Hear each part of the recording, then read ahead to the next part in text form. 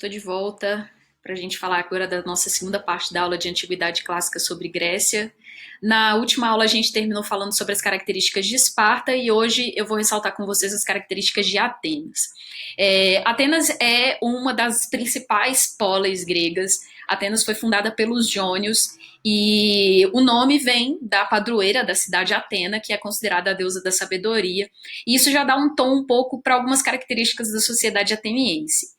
Eu tenho um pouco de restrições em fazer essas oposições muito claras entre Atenas e Esparta, mas quando a gente falou que em Esparta os cidadãos eram formados para serem militares, em Atenas eles eram formados para uma lógica de uma cidadania integral. É por isso que a educação ateniense ela também contemplava elementos de intelectualidade, de filosofia. Só que cuidado, tá? Não é que os espartanos eram brucutus que só pensavam em guerra e os atenienses eram filósofos que só pensavam em intelectualidade. Os atenienses também eram muito bons na arte da guerra, até porque a gente vai ver daqui a pouco as guerras médicas. Os atenienses foram muito importantes para a vitória dos gregos nesse conflito. Então, falando um pouco sobre a pirâmide social em Atenas, é uma sociedade bastante hierarquizada também, marcada por diferenças sociais, só que a gente vai ver que no curso evolutivo de desenvolvimento, melhor dizendo, da polis de Atenas, a gente vai ter uma reorganização nessa pirâmide social. Mas, a princípio, os chamados eupátridas, que do grego vinha de bem-nascidos, eles eram os grandes proprietários de terra e durante muito tempo no governo ateniense eles eram os únicos que podiam participar da política. Guardem que é a princípio, porque a gente já vai falar daqui a pouco de reformas políticas e no período da democracia a gente vai ver que isso vai se modificar um pouco. Em algumas pirâmides que vocês devem ver na internet, tem um outro grupo que também faz parte da elite em Atenas, que eram os demiurgos e os georgóis, que eram grandes comerciantes, proprietários de médias ou pequenas propriedades, e que ganhavam dinheiro com vários tipos de atividades, como, por exemplo, o comércio que eu acabei de falar, e eles, a princípio, também não eram participantes da política em Atenas. E é por isso em grande medida, que a gente vai ver essa proposta de reformas políticas em Atenas justamente para contemplar a participação desse grupo. Os metecos é o termo que a gente usa para falar dos estrangeiros, então eram os que não nasceram em Atenas, mas que viviam na cidade, que também não eram considerados cidadãos, e na base, os escravizados. Eu não vou me delongar muito em escravidão aqui, porque eu quero fazer um videozinho para falar um pouco sobre escravidão antiga para vocês. Mas a princípio, só para resumir, a sociedade grega é uma sociedade que vai fazer largo uso de mão de obra escravizada.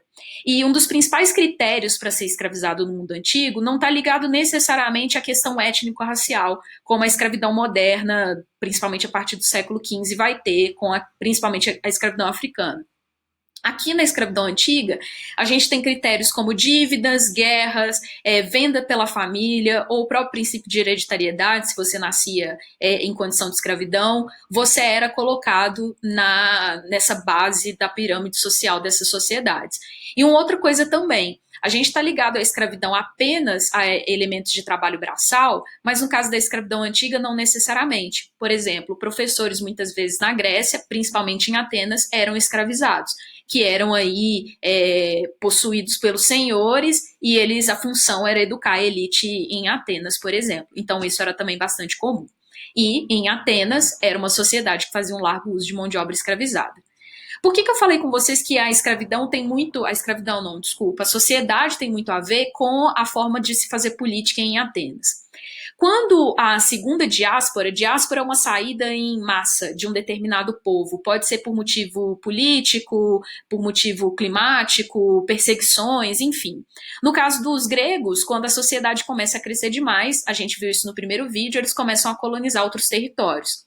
Isso vai fazer com que Atenas se transforme em um grande centro comercial, principalmente de comércio marítimo. E isso vai fazer com que novos grupos sociais que ganharam muito dinheiro com esse comércio passem a reivindicar a participação política em Atenas. Porque, a princípio, o governo era oligárquico, ou seja, apenas poucas pessoas podiam participar da política.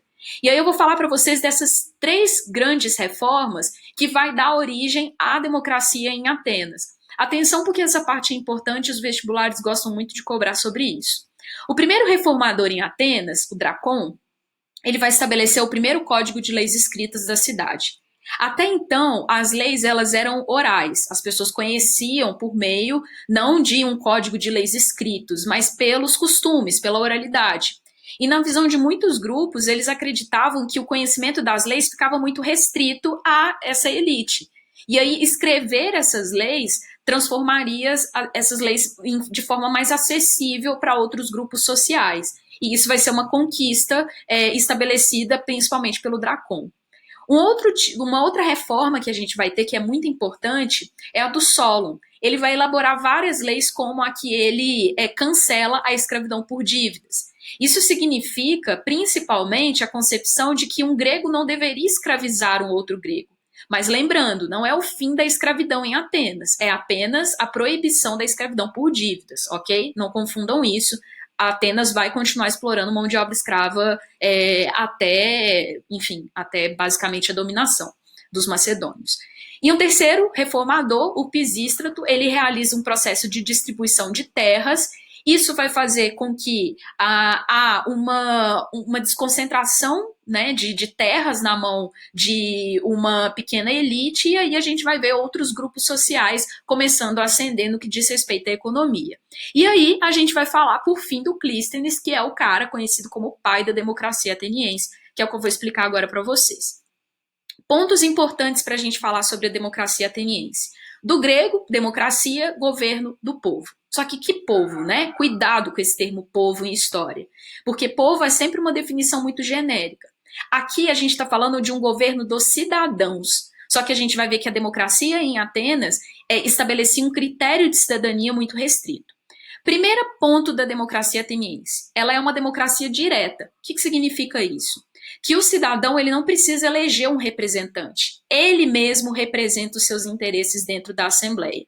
Então, o cidadão ele pode ir até a eclésia, falar um projeto de lei, propor um projeto de lei, e esse projeto será votado pelos outros cidadãos, não sendo necessário eleger um representante para que esse representante faça as leis. É por esse motivo que os cidadãos em Atenas tinham que dominar o critério da retórica e da oratória. O que significa isso? É a arte de se falar bem, de conseguir principalmente exercer o convencimento por meio do discurso. Porque se você é um cidadão e precisa propor um projeto de lei e você quer que esse projeto seja aprovado, você tem que ter uma capacidade argumentativa bem desenvolvida. E aí vários filósofos vão se dedicar a ensinar para os cidadãos atenienses a arte da retórica. Só que quem é que pode ser cidadão em Atenas, né? E aí é isso que eu quero que vocês tenham muita atenção. Hoje, o nosso critério de cidadania, ele é amplo. Claro, tem o critério da cidadania para o voto, por exemplo, ele é restrito a uma questão de idade. Mas quem tem direitos e deveres dentro da sociedade atual, entende-se, teoricamente, que somos todos. Em Atenas, não. Olha só quem é considerado cidadão. Apenas homens, nascidos em Atenas, filhos de pai e mãe atenienses, que poderiam participar da política. Estão excluídas mulheres não são consideradas cidadãs em Atenas, inclusive as mulheres em Atenas não tinham direito à educação, à instrução formal, e elas eram educadas basicamente para se transformarem em esposas, mães e donas de casa, não tendo qualquer tipo de participação na vida pública da cidade. Metecos, estrangeiros, estão excluídos e, obviamente, os escravizados também.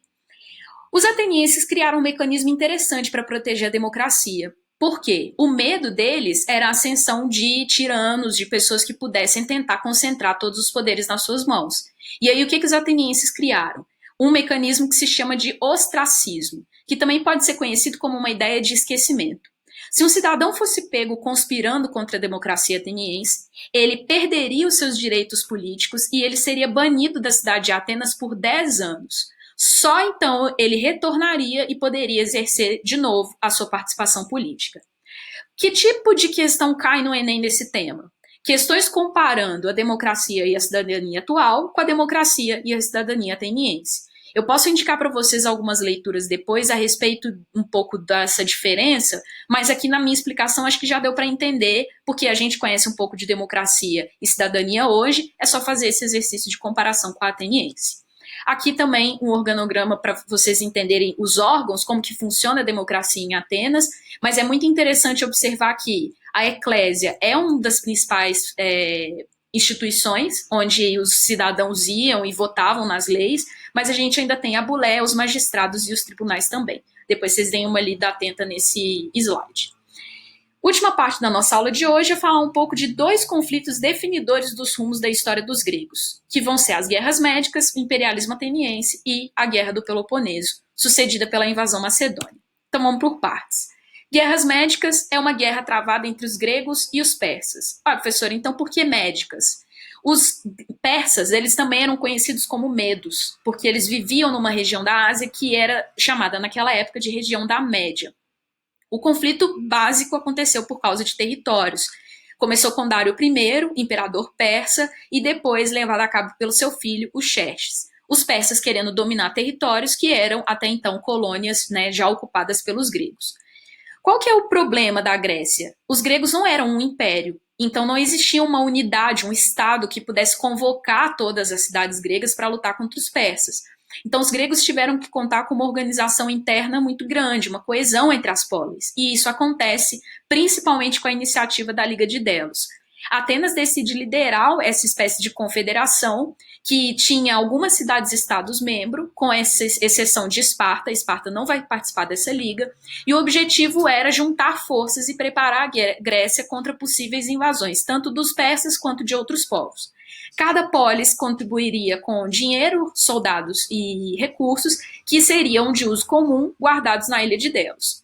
Funcionou, os atenienses, junto com os espartanos e com as outras cidades gregas, conseguiram bater os persas e vencer essa guerra. Dica, o filme 300 fala um pouco sobre a Batalha do Desfiladeiro das Termópilas, que é uma das batalhas mais famosas dessa guerra, porque criou-se toda a mitologia em torno dos 300 soldados de Esparta, que quase conseguiram derrotar milhares de soldados persas nessa batalha. Fica a dica de filme, então, 300 de Esparta. E os gregos saem vitoriosos. Pois bem, a vitória dos gregos acabou representando uma nova fase, uma fase principalmente de Atenas, em que Atenas decide iniciar um processo de reconstrução interna, que ficou conhecido como século de Péricles. O Péricles era o governante de Atenas durante o século V a.C. O que o Péricles vai fazer? Primeiro, ele vai pegar os recursos que eram de uso comum da Liga de Delos e utiliza para reconstruir a cidade de Atenas, inclusive construindo o Paternon, um dos principais monumentos à deusa Atena, que está de pé até hoje lá na Grécia, como vocês podem ver nessa imagem aí. Só que Atenas não se contentou em só se reconstruir. Atenas passa a adotar uma política imperialista sobre o mundo grego. O que significa isso? Atenas começou a tentar impor seus valores culturais e políticos para todo o mundo grego, ferindo um dos princípios que os gregos mais se orgulhavam, que era a autonomia das polis. E aí vocês já devem estar imaginando quem que não gostou nada dessa tentativa de Atenas de se impor sobre o mundo grego. Os espartanos. E aí, qual que é a resposta de Esparta? É fundar uma liga alternativa à Liga de Delos, a Liga do Peloponeso, e o objetivo era claro, combater o imperialismo ateniense. E, nesse processo de combate, a gente vai ter a Segunda Guerra no mundo grego, a Guerra do Peloponeso. De um lado, Liga de Delos, dominada por Atenas, do outro, Liga do Peloponeso, liderada por Esparta. É uma guerra civil, é um conflito que rachou o mundo grego, que no final das contas leva à vitória de Esparta e à imposição de um governo oligárquico dentro de Atenas, desconstruindo a democracia, que era um dos princípios mais caros para os atenienses naquele período. Muitos historiadores denominam a Guerra do Peloponeso como a Guerra do Suicídio grego. Por quê? Enquanto os gregos estão lá lutando internamente, o Império Macedônio, um império vizinho aos gregos, estava de olho em tentar dominar os gregos. E eles conseguem. Começa com Filipe II, imperador macedônio, que depois que ele morre, vai ser substituído por esse carinha aqui, ó, Alexandre Magno, conhecido também como Alexandre o Grande. Por quê? Alexandre consolida a dominação na Grécia, só que tem uma curiosidade. Tanto Filipe quanto Alexandre foram educados numa tradição grega muito intensa. Então, eles tinham um respeito muito forte pela cultura grega. É muito comum em impérios da antiguidade, quando dominam outros povos, tentar impor seus valores culturais. Alexandre vai fazer o contrário. Alexandre exalta os valores da cultura grega, associando-se a esses elementos da cultura oriental. Os macedônios dominaram territórios como o Egito, como a Síria, chegando quase até a Índia. Então eles vão associar os valores da cultura grega aos valores da cultura oriental, criando o que a gente chama de helenismo. E é nesse contexto que a gente fala, então, do declínio da sociedade e da civilização grega, porque agora a Grécia está sob domínio do Império Macedônio. Pessoal, espero que essa aula tenha sido clara. Os slides já estão disponibilizados no Drive. Eu vou disponibilizar também uma listinha de exercícios para vocês. Eu espero que vocês procurem o Luigi, nosso monitor de história, caso vocês tenham alguma dúvida. Nossa aula continua nos comentários, então, por favor, me digam, me deem retorno dessas duas aulas se vocês acharam que valeu a pena, se foi produtivo, dicas para melhorar também. E eu volto na próxima semana com mais um vídeo para vocês. Beleza? Um beijo e bons estudos.